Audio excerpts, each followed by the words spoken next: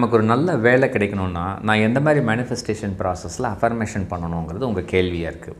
ரொம்ப சிம்பிளுங்க. அதாவது எப்படி கேட்கணுன்னாங்க, நான் சந்தோஷப்படுற மாரி, எனக்கு அற்புதமான வேலையை இந்த பிரபஞ்சம் சிறப்பாக கொடுத்து நல்ல வருமானத்தை நிறைவாக கொடுத்துருக்கு. இறைவனுக்கு நன்றி அப்படின்னு கேளுங்க. ஓகேங்களா?